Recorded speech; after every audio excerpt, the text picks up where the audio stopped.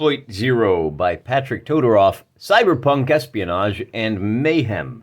This title was originally called Hardwired, and it was taken off the shelves for about a year while it was retooled as Exploit Zero. I have no knowledge of exactly why that happened. Probably confusion with another Cyberpunk-style game called Hardwired. Who knows? Doesn't matter. It's Exploit Zero now. Link in the description where you can get your own copy.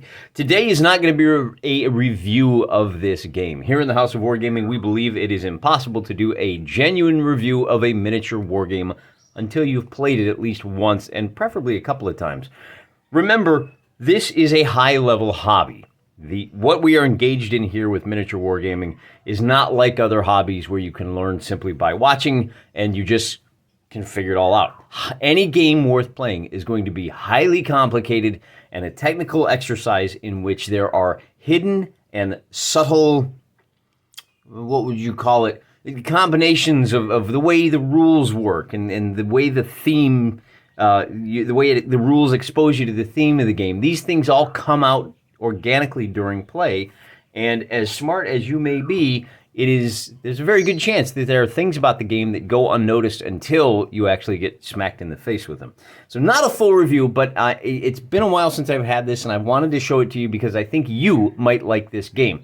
I will preface this by saying that I don't have a whole lot of experience with cyberpunk. I'm aware of the genre. I've read all of the classic William Gibson and who's the other author that did the hero protagonist, the pizza delivery hero. Anyway, but it's not a genre I've been particularly interested in. If you are interested in cyberpunk, I think you owe it yourself to get this. I know there is another game out there called Reality's Edge, which has the big, full, hardcover treatment to it, and is, it's a thick book. It's got all kinds of content. I'm sure it's fantastic, but I bought this thinking that what I was going to do was just use my science fiction figures, that you would be able to reskin this fairly simply. And I think you probably could with a little bit of effort. And I think this is a compliment to Patrick Todoroff. He has prepared a game here that is definitely for cyberpunk fans. I'm not really one. I'm only tangentially related to cyberpunk. We have a passing acquaintance. I think we're fond of each other, but we're not. It's not a serious relationship.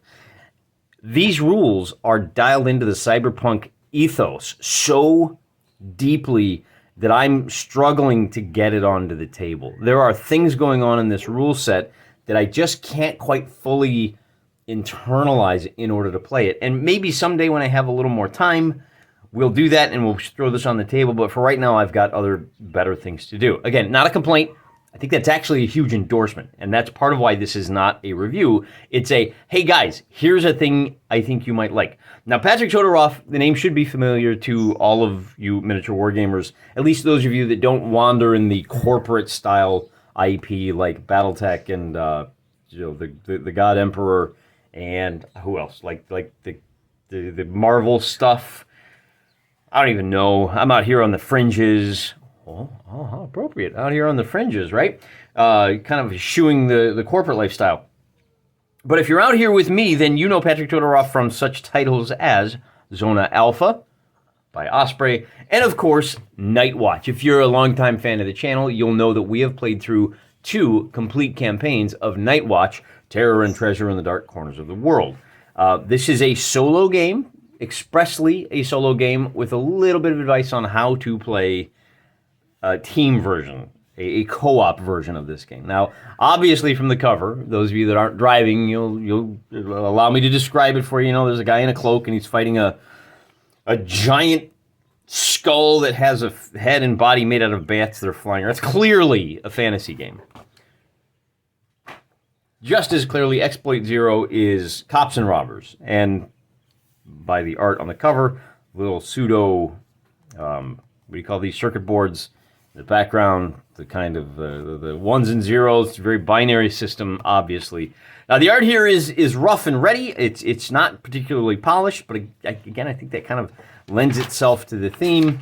And here we go. The Exploit Zero copyright 2019, reissued under the new title Exploit Zero in 2021. That explains the year that I had to wait for this to come out. I will say this: if you have, I throw that away. If you have this you probably half know how to play this. The Exploit Zero is kind of a reskin of Night Watch. The core mechanics are completely the same. You're going to have 4 heroes, and those heroes are each going to get 4 actions per turn. And one of those actions is going to be a free move, which they can use at any point. And then they get a D6, a D8, and a D10. And for each of those dice, they can try to do something else. And on trying to do this something else, they will roll against a target number of 4.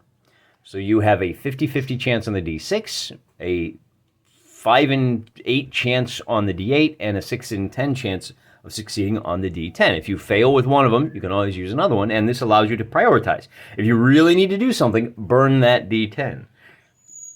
If you think, it's okay if I try this and it doesn't work out, then the D6. Or maybe you burn the D10, and if you fail, you do the D8, and if you fail, you do the D6. You try it 3 times.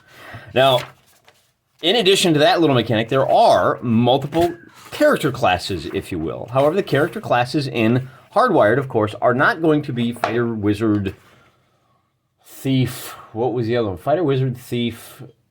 Oh, it was like Alchemist. It was bomb-throwing maniac. Relatable. Again, the art, and we're doing a little bit of a flip through. Again, the art, it's that rough and ready style. It's not particularly polished. It's more what you'd expect to see. It's kind of the comic books they make for movies, the storyboarding, right? It evokes the feeling, maybe a bit of a Judge Dredd thing here with the uniform going, right? And babes in slinky dresses and guys with great big honking guns and helmets walking around, and nobody thinks anything of it. It's just that kind of world. I think this would probably be a good game. I think there's a whole bunch of anime that is in this style, and maybe that's where some of the things, we're going to get into what I struggle with here in a little bit. The specialization and protocols. These are there's actually 5 agents. Protocols: the Ronin, the Razor, the Splicer, the Sawbones, and the Shiver. So this equates to the Ronin is essentially the stand-up fighter, the Razor is the melee boy, the Splicer is your hacker, Sawbones is, of course, medic, and Shiver is a psionic. They call this psionic the Shiver. So that's kind of your spellcaster. And each of these guys has a couple of the traits, things that they want to do, that they're going to roll 2 dice when they want to succeed, and you take the best. So that's the way the dice pool works. Obviously, your Ronin is going to be really good at melee combat, so whenever he makes a melee attack, he'll roll 2 dice. If he's using his D6s, he'll roll 2 D6. And if he gets that 4 up on either of the dice, then he hits. Note, it is not 2 actions with it. It's just 2 chances to succeed. And you're going to want to use those guys to succeed more often than not. Because, I think this is going to be a very difficult game to play. I think the amount of enemies that are swarming you as you're trying to go through your day is going to be pretty heavy. So here we got this thing now. Now this is where it gets a little bit odd for me. CAPS, Combat Augmentation Programs. I just couldn't quite wrap my head around this. And honestly, I think this may be a bridge too far in terms of complexity for Mr. Wargaming. If I'm going to be running four of these characters, the 5 different classes, then each of these caps, which essentially, you could think of it as a potion that you drink. It lasts to the end of the turn. But they have the digital theme to them. You've got some kind of, you are hardwired when you're doing your exploit zeros. And you can download these programs that allow you to do extra things. So they essentially work as spells. And let's just take a look at a couple of them. I'm going to skip some pages, copyright reasons. And I do want you to buy this book. It's very cheap. I got it on Amazon. It's print on demand. It has that kind of, it's not a glossy cover. And as you can see, it's the same material as this one, which is well loved. Over time, it will start to kind of curl and peel. But it's fine. The feel of it is a little weird too, but it's fine. It's fine. So let's take a look, right? Black Hat. If you are using your Black Hat, you get +2 to rolls when trying to hack HSEC, which is security, right? Combat Caps, Wired Reflex, +2 to all melee rolls, lasts until your next activation. So pretty simple stuff in some cases, but in some cases it gets a lot more complicated. This Nano Shield, it provides an extra D10 defense dodge roll from that angle. And that's, I guess we should talk about that too.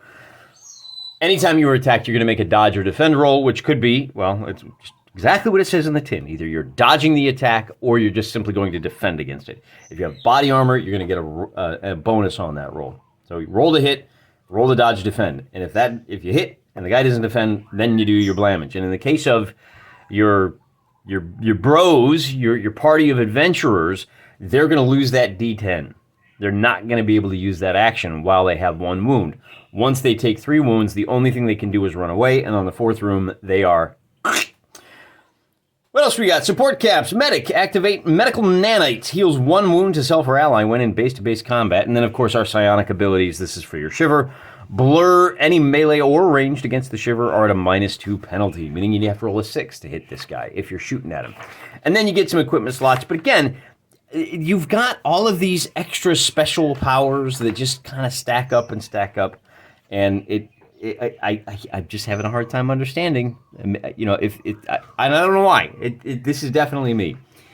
Maybe at some point, like I said, maybe at some point I'll get it on the table. It'll be a lot simpler than I expected. But there are other hurdles for a Luddite like me to overcome. Cyber War macros, and then of course you're going to have all of the usual. In addition to those caps, the programs, you're going to have potions. Hey, look at that. You've got the McCoy. Heals 2 wounds on self. You've got combat gear. Smart ammo. +1 to ranged attack rolls.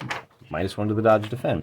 You can have drones. So we're adding layers and layers of complexity. And these drones can be used for multiple things. You can have a sneaker drone that gets in and hacks the enemy consoles. You can have a combat drone that's loaded up with guns. Right? Weapon pod. Ranged or melee.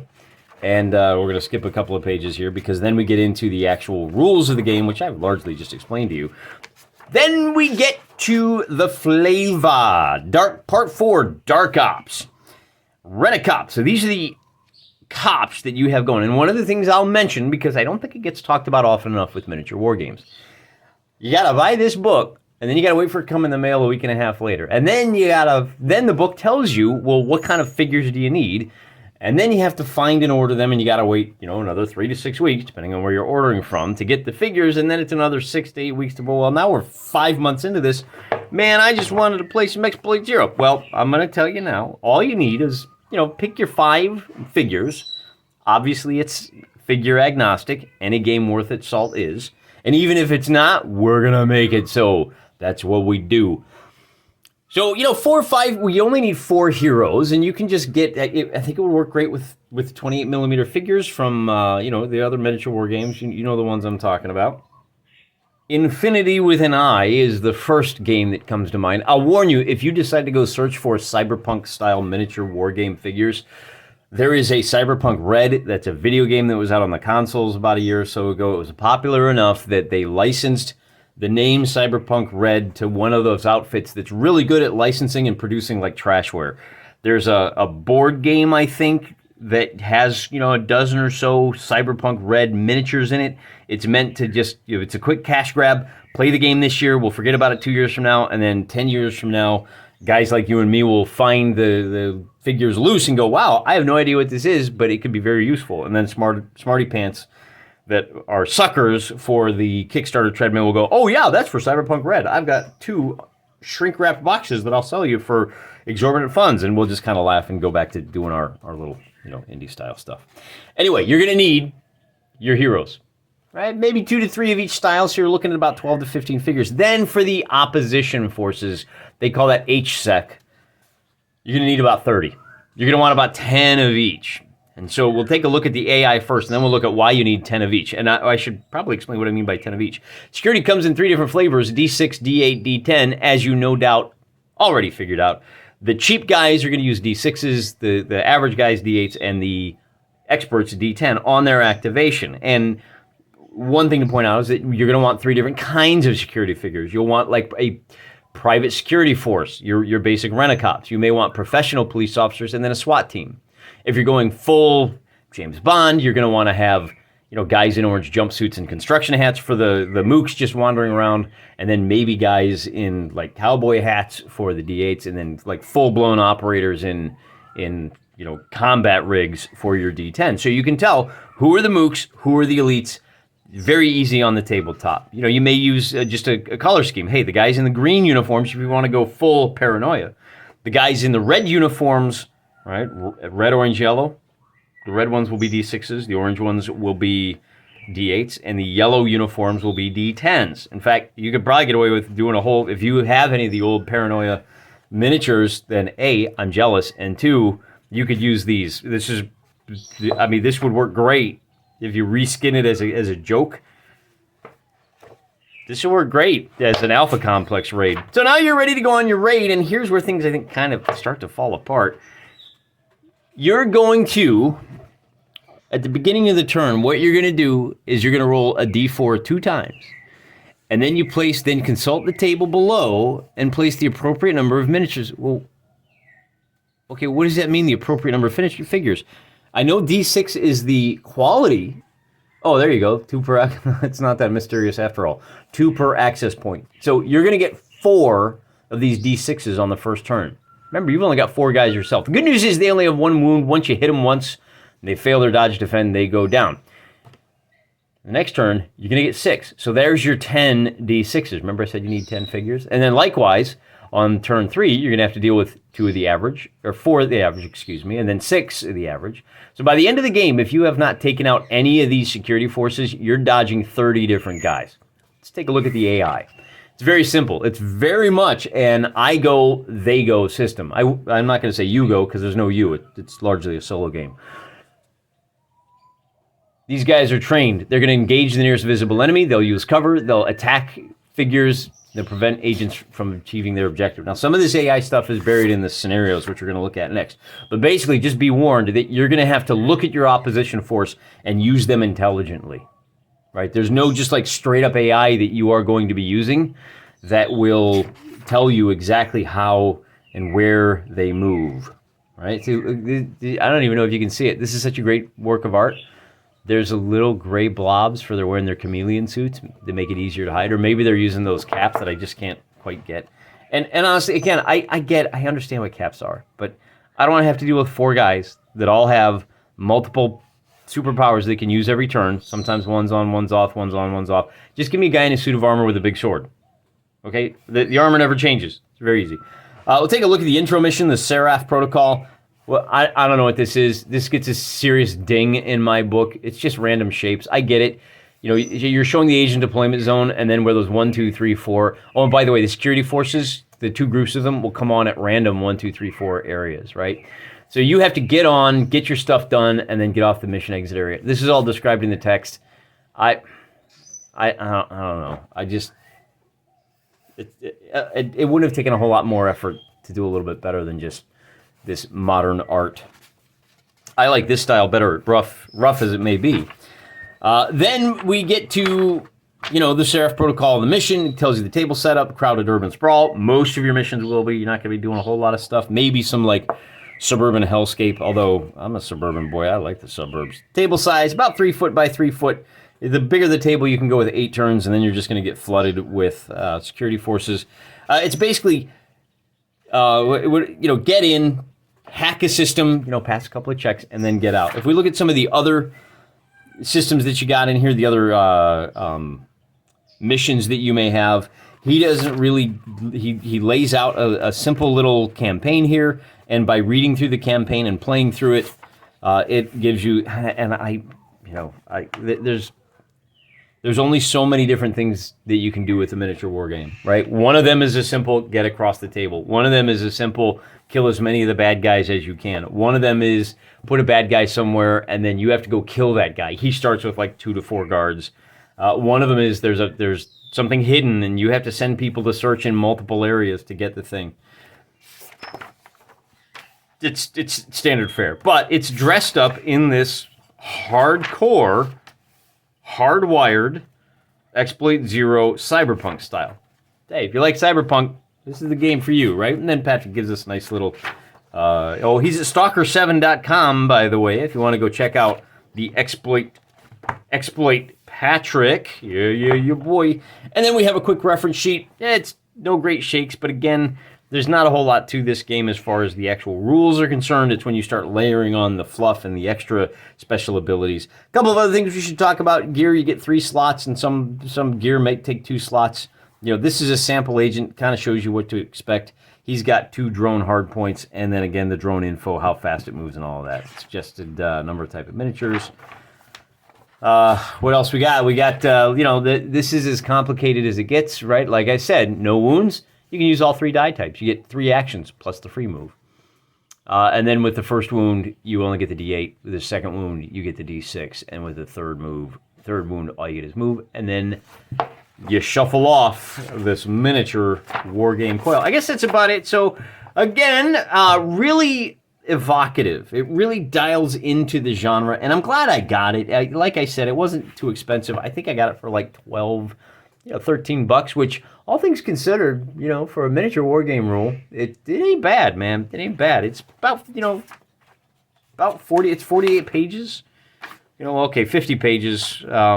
There is at least one booster pack out for this. What do you call it? Supplement. I think they might even talk about it in here. I don't know what it's called.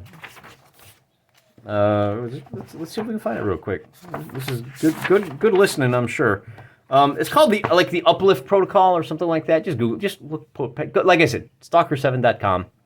Go to Patrick Todoroff. Look on him at Amazon.com. I got this. It's print on demand. It's a great little book. Exploit Zero. If you've got tons of Infinity figures and you've got a whole bunch of, you could use anything. You could use soldiers for this. If you've got 10. What do you call those, like, soldier boys? The Imperial Guard. I knew it would come to me eventually. I'm not a G-Dubs player. What can I tell you? I'm an indie player, and if you are, you might want to check this out. It's a pretty good looking rule set. You can reskin it. Here's a couple of. Oh gosh, one last thing. He actually mentions this. He says, if you want to do the never-ending flood of zombies. If you want to do a straight up bug hunt, swap out soldiers for agents and your favorite alien horde miniatures. In fact, I've got here alien horde figures. If you just want to use alien hordes like this, you can, right? So he gives you a little bit of advice, and I may take that at some point. Oh, that's actually 2 figures, mama and a baby.